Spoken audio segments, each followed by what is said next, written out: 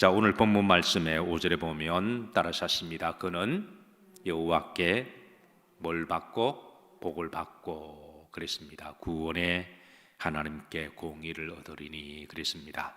자, 여기에서 우리는 이제 두 가지 말씀을 조금 묵상해야 되는데요. 자, 그는 그랬습니다. 그는 그랬습니다. 여기 이제 그는 누구를 지칭하는 지시대명사냐? 자, 이 부분을 조금 살펴봐야 되고요. 그 다음에 여호와께 뭘 받고 복을 받는다 그랬습니다. 그러니까 복에 대한 정의, 무엇이 참다운 복이냐, 여기에 대해서 우리가 좀 살펴봐야 돼요. 자, 세상적인 복이 있고 하나님이 말씀하시는 복이 있습니다. 자, 세상적인 복은 흔히 말해서 수부, 강령, 유호덕이라고 그렇게 간략하게 정의를 할 수가 있습니다. 그러니까 수부는 목숨 숫자죠. 그러니까 오래 사는 것, 장수를 말하고, 부는 이제 물질의 복을 이야기하죠. 그 다음에 이제 강은 건강을 이야기하고, 영은 평안을 이야기하고, 유호덕은 이제 덕과 명예가 있는 것. 요 다섯 가지를 세상적인 복이다 그럽니다. 실제로 세상 사람들은 요 다섯 가지를 얻기 위해서 정말 영혼까지라도 팔아서, 요즘 젊은 사람들 사이에 영걸이라는 말이 많이 등장하더군요. 그러니까 집을 사는데 영혼을 팔아서라도 집을 살 수가 있으면 집 사겠다는 거죠. 이해가 되면서도 그 정도로 우리가 세속화되었냐, 물질적이 되었냐, 돈을 위해서라면 영혼까지 팔 수가 있다. 여기에 대해서 참 너무 세상이 세속화되었다, 우리가 그렇게 조금 이제 느끼고 있습니다만은, 어쨌든 세상 사람들은 요 다섯 가지 복을 얻기 위해서라면 영혼까지 팔 수가 있는 그런 복의 관을 가지고 있습니다. 그래서 우리가 이런 복을, 물론 성경에도 이런 복들을 약간씩 다루고는 있어요. 그게 필요 없다 그렇지는 않습니다. 그러나 본질적인 복은 아니라는 거죠. 이 다섯 가지 복을 인생의 목적으로 살아가는 사람들을 걸어서 기복적이다라고 이야기하죠. 그래서 성경에서는 복 자체를 부인하는 건 아닙니다. 만복의 고는 하나님이시니까. 그러나 하나님 기복적인 하나님은 아니십니다. 또 기복적이다라는 말을 사용할 때는 이 복을, 세상적인 복을 얻기 위해서는 이 신도 괜찮고 저 신도 괜찮고, 심지어 싫어하는 무당들 앞에 가서, 사람들이 다 무당 싫어하잖아요. 그래서 길거리 가다가 무당 점집들이 있으면 들어갈 때 떳떳하게 들어가는 사람 없어요. 그냥 고개를 숙이고 뭔가 좀 깨름직하고 좀 이렇게 좀 무당 사람 만나서 이렇게 그 사람을 존경하거나 그런 마음 없잖아요. 여러분 무당 집에 들어가 보셨나요? 강남에 지나가다 보면 그 이상한데 조그만한 뭐 이렇게 부수 같은데 거기에 아줌마들, 아저씨들 앉아가지고 그냥 이렇게 하는 걸 보면 왜 저렇게 살까라는 측은한 마음도 있지만, 그거 다 존경하거나 그 사람을 신뢰해서 들어가는 건 아니잖아요.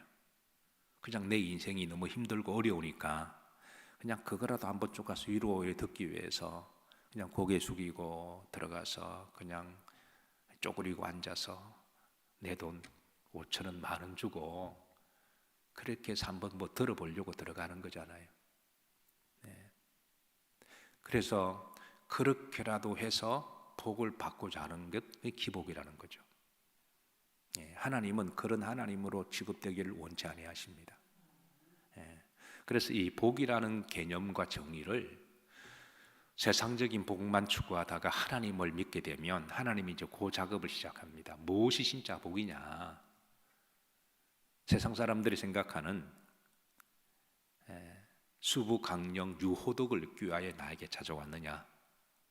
그래서 하나님은 처음에는 그런 것들은 이해를 하세요. 그래, 너가 참다운 복을 모르니까. 그러면서 우리가 이제 신앙생활을 하고 성경을 알아가고 또 세상도 알아가고 또 하나님을 알아가면서 이게 복에 대한 본질적인 개념이 바뀌는 거죠. 그래서 이 복의 개념이 바뀔 때, 그래서 본질적인 복을 할 때 그때서야 이제 우리는 하나님을 제대로 믿는 것이고, 그런 사람이 진짜 복을 받는 거라는 거죠. 예. 그럼 성경에서 말씀하시는 본질적인 복은 뭐냐? 내가 하나님을 믿는다는 겁니다. 예, 내가 하나님이 누구신지를 알고, 하나님이 그런 분이셨구나. 하나님을 모를 때는 그냥 세상의 잡신들과 비슷한 신으로 여러 습가나 모하메 중에 비슷한 그런 사람으로 알았다가, 하나님을 알고 나니까 하나님은 천지를 창조하신 분이고, 신이라고 하는 교집합 속에 있는 여러 명의 신들 중에 하나가 아니라 비교할 수 없는 만왕의 왕이시다. 그래서 오늘 보면 만왕의 왕이 누구시뇨? 7절과 9절에 곧 영광의 왕이 들어가시리로다 라는 말씀을 두 번이나 반복하고 있거든요. 그래서 그 하나님을 알아가고 하나님이 나의 아버지가 되는 게 복입니다. 복 중의 복은 하나님이 내 아버지가 되는 게 복이에요. 그래서 우리 사도신경과 주기도문에도 전능하사 천지를 창조하신 하나님 아버지를 믿사오며, 하늘에 계신 우리 아버지요. 로마서 8장에는 양자영을 주심으로 하나님을 아버지라 하시느니라. 그게 여러분 첫 번째 복입니다. 복의 본질이 그게 첫 번째라는 거예요. 그래서 우리가 주님을 영접한 그 증거를 우리가 어떻게 찾느냐?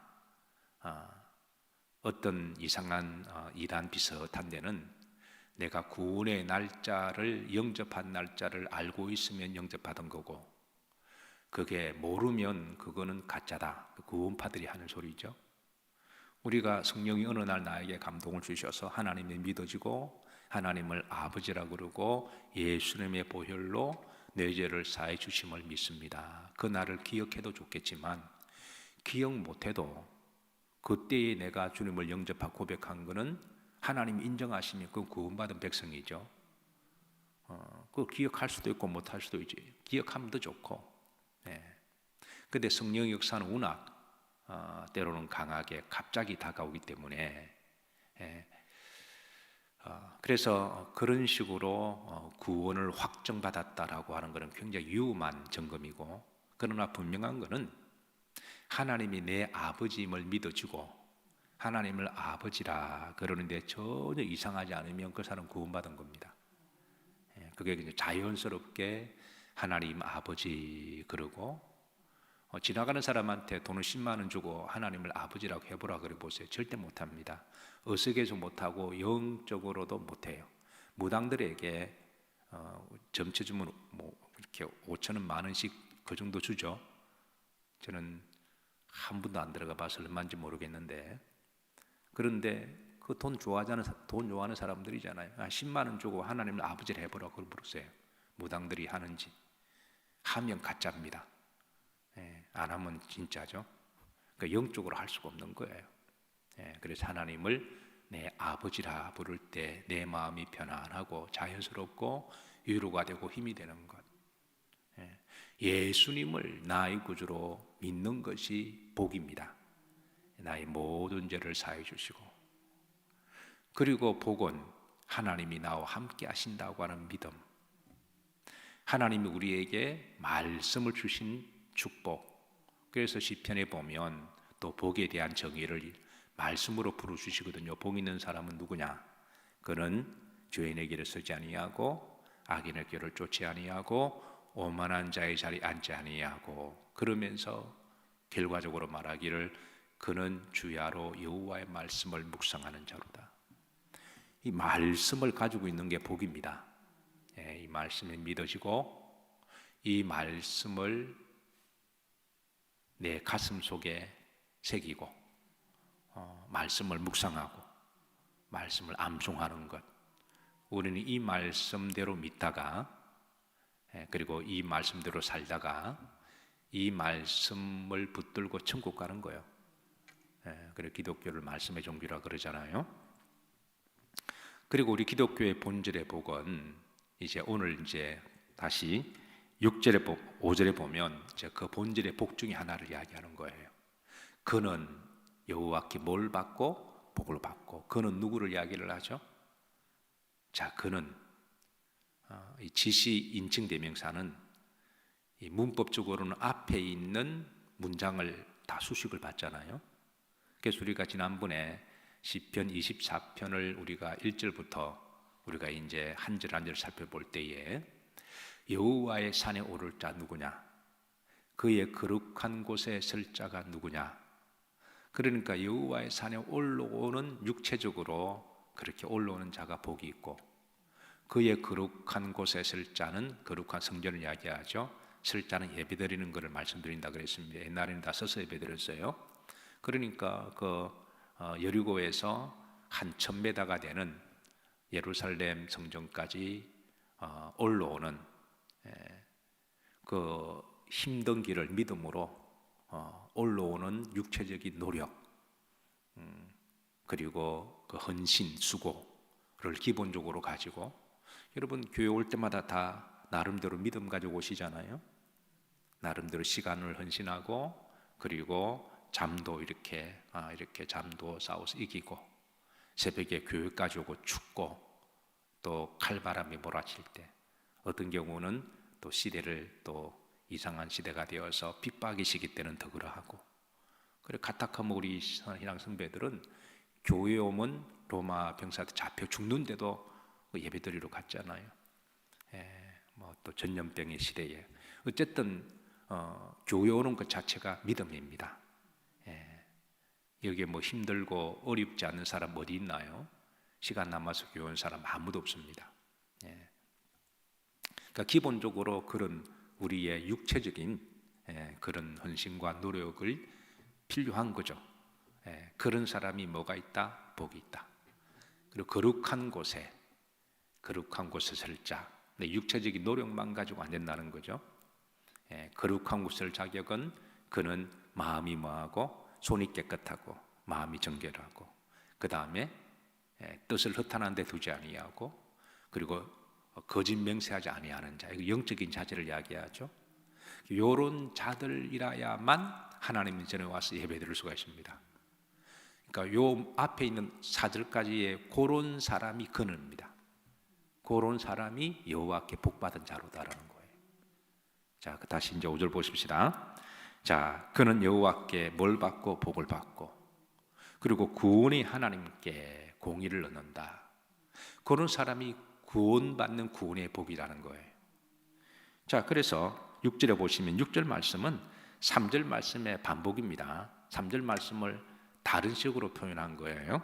6절에 보면 이는 여호와를 뭐하는 족속이요? 찾는 족속이다. 3절에 보면 여호와의 산에 오를 자 누구냐? 그러니까 여호와를 찾으면서 올라오는 자를 이야기하는 거예요. 여호와를 찾아서, 여러분 구약의 히브리인들의 종교적인 이 관용어거든요. 하나님의 전에 오는 자를 여호와를 찾는 자다, 그렇게 불렀습니다. 여호와를 찾는 자다. 그러니까 여호와를 찾는 족속이요. 여기 족속은 복수를 이야기하죠. 일반적으로 여리고에서 예루살렘까지 올 때는 다 그룹을 지어서 올라왔습니다. 왜냐하면 그 사이에 중간에 강도가 도둑이 많아가지고요. 그래서 이게 사마리아, 선한 사마리아인들의 비유가 아니라 실제로 성전 오다가 강도 만난 사람들이 많이 있어요. 그래도 위험을 무릅쓰고 올라가는 거예요. 혼자 가니까 위험하니까 그룹을 지어서 올라갑니다. 한 5명, 10명 그렇게 올라가는 거예요. 자, 목회를 하다 보면 참 여러 가지 경험들을 많이 하게 되는데요. 어느 성도가 광명시 목회할 때 큰 시험에 들었습니다. 그러면서 그래서 그 왜냐 그러니까 자기가 주일날 11조 하려고 11조를 이제 안 하다가 신앙생활을 조금 오는 데다가 좀 하려고 이제 그 11조를 이제 그 성경책 안에 넣어두었다라는 거예요. 그런데 토요일 날 도적이 들어와서 그 성경 안에 있는 11조를 가지고 갔다는 거예요. 그러면서 하는 말이, 어떻게 하나님은 그걸 못 막아주시냐는 거죠. 자기가 하나님께 드리려고 11조를 성경책 안에 넣었는데 하나님이 왜 그거를 못 맞고 도둑 맞게 하셨냐고 자기는 앞으로 11조 안 하겠다. 신앙적으로 회의가 들어서 갈등하고 있다고. 그래서 그분이 그 과정을 이기셨는지 아니면 넘어졌는지 그건 여러분 각자에게 맡기도록 할게요. 그러니까 성경책 안에 11조 봉투를 넣는 도둑이 어떻게 할 걸 끄집어 갔는데 왜 하나님 못 막으셨냐고. 그래서 우리가 여호와를 하나님을 잘 믿으려고 그러면 꼭 이런 장애들을 만나기는 해요. 여호와의 산을 찾는 족속들이 올라오다 강도를 만난다고 할지라도 그들은 그걸 서로 탈타 틀린다고 할지라도 다시 하나님의 전에 오는 자들이 복받은 자들이라는 거예요. 그래서 그런 블락이 하나 있을 때마다 넘어지고 쓰러지면 그 다 그 마귀의 역사잖아요. 그러면 우리가 평생 하나님을 언젠가는 걸려도 걸리는 거예요. 그거는. 자, 그다음 보십시다. 그의 거룩 6절 중반절에 보면 야곱의 하나님의 얼굴을 구하는 자로다. 제가 일전에 이거 말씀드렸죠. 이스라엘 백성들이 성전에서 성전 앞에 서서 요 예루살렘을 얼굴을 들어 바라볼 때 예루살렘을 본 이들이 돌아갈다는 말이 신약의 종교적 관용어로 나는 여호와 얼굴을 봤다라는 말을 해요. 마치 자식이 아버지 얼굴을 보고 아버지 얼굴을 봤다 하는 것처럼 예루살렘 성전은 이스라엘 백성들에게 하나님의 얼굴의 상징이었습니다. 그래서 우리가 하나님 얼굴을 봤다라고 하는 것은 너무 신비적으로 생각해서 그냥 꿈속에서라든가 비몽사몽간에 그걸 본 것만 봤다라고 그렇게 표현들을 하는데 구약에서는 성전은 하나님의 영이 임재하신 곳이고 역대상에 보면 솔로몬 성전을 완성했을 때 하나님이 내 눈이 있고 내 귀가 있고 내 마음이 있고 내 이름을 두었다라고 그랬잖아요. 그래서 성전은 곧 여호와의 임재의 상징이었습니다. 그래서 여호와를 봤다라는 말을 그들은 써요. 그래서 여기에 6절에 보면 자, 이는 여호와를 찾는 족속이요. 이거는 여호와의 산에 오를 자를 이야기합니다. 그리고 이는 야곱의 하나님 얼굴을 구하는 자로다. 이는 그의 거룩한 곳에 설 자에 대한 반복적 어구입니다. 이런 자가 뭐가 있다는 거예요? 복이 있다는 거예요. 그래서 성경의 복은 바로 본질적인 복은 여호와의 전에 들어와서 하나님 앞에 감히 우리 같은 사람이 예배드리는 것 자체가 복이라는 겁니다.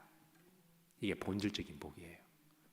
여러분 하나님께 예배드리는 것을 귀하게 여기시길 주의 이름으로 축복합니다. 그냥 성전 자체에 딱 앉아있으면 내가 복을 받았다 생각하시면 돼요. 자, 7절입니다. 문들아 너희 머리를 들지어다 영원한 문들아 들을지어다 영광이 들어가시리로다. 이게 이제 그 문을 성전의 문을 의인화시킨 거죠. 그래서 예루살렘 성전의 문이 이제 이렇게 그 옛날의 문은 이렇게 밑으로 쫙 내려와서 문들이 쫙 이제 쇠사슬로 올라가잖아요. 마치 성전의 문이 쫙 올라가고 내려오는 이것을 의인화시켜서 그래서 이제 모든 것이 다 준비가 되었습니다. 하나님을 찾는 족속들이 하나님의 전 앞에 서서 이제 손이 깨끗하고 마음을 청결하게 하고 하나님의 거룩한 영이 충만하게 임재할 수 있도록 모든 준비가 다 끝났습니다. 그러면 이제 하나님이 들어오시는 거죠. 그 예배를 받으시기 위해서 마치 동쪽에서 햇살이 떠올라서 의의 태양이신 하나님의 빛이 동쪽 성전을 향하여 쫙 비치고 들어올 때에 마치 하나님의 영광이 빛이 들어오시는 것처럼 그렇게 해서 그 앞에 서서 그 영광의 빛이 성전에 쫙 같이 들어올 때에 저들이 그것을 바라보면서 영광의 왕이 들어오시리로다. 그래서 여러분 할 수만 있으면 여러분 생애에 한 번 정도는 예루살렘 성지 순례를 다녀오시는 게 좋습니다.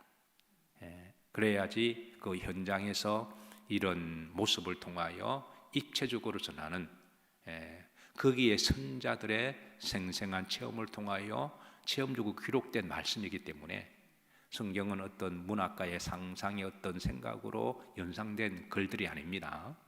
실제적으로 만나고 처음 했던 신앙의 고백적인 말씀입니다. 자, 8절에 보면 영광의 왕이, 하나님은 영광의 왕이라는 거예요.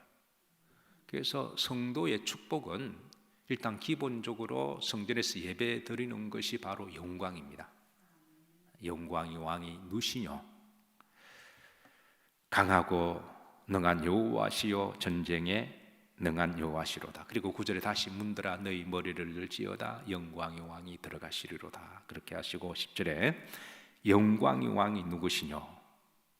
그러면서 다시 이제 만군의 여호와께서 영광의 왕이시다. 9절에 보면 영원한 문들아, 여기에 강조되는 것은 하나님은 영광의 왕이시고 그리고 영원한 왕이시고, 이런 말씀을 자꾸 강조하는 이유는 다시 처음으로 돌아갑니다. 세상적인 복은 수부, 강령, 유호독입니다. 오래 살고 그리고 물질은 복받고 그리고 건강하고 평안하고 이름과 명성을 떨치고 덕을 얻는 것. 성경은 이런 복을 이게 아니다라고 말씀하지 않습니다. 그거는 덤의 복이고, 그러니까 본질적인 복은 그거보다 더 하나님이 나의 하나님이 되시고. 왜냐하면 이 수부, 강령, 유호독은요, 죽으면 다 끝나는 거예요. 이거 영원하지 않습니다. 아무리 땅에 대통령 되면 마음 죽고 지옥 가면 그러니까 저주받은 자죠. 아무리 100살, 120살까지 살고 지옥 가면 천년에 비하면 그 100년 하루 같은데요. 예. 그게 영원하지 않는 거죠. 그런데 성경은 하나님의 복은 영원한 복이라고 알려주시는 것은 하나님 안에 영생이 계시고 하나님 안에 천국이 있으니까 나그네 이전 가운데 우리가 물질적인 복, 건강의 복 누려봐야 그거 얼마 되겠습니까? 그리고 나이가 들면 모든 사람들이 걸어가야 하는 우리가 신체 연약함도 그건 어쩔 수 없는 거예요. 80대 신분이 아무리 건강의 복을 받아도 20대만 할까요? 그건 그럴 수는 없습니다. 그래서 성경이 말하는 본질적인 복을 그걸 붙들어야지 자꾸 세상적인 복을 기준으로 해서 하나님을 시험하거나 또 내 신앙이 흔들리면 그건 아직까지는 신앙이 성숙하지 못하다라는 거예요.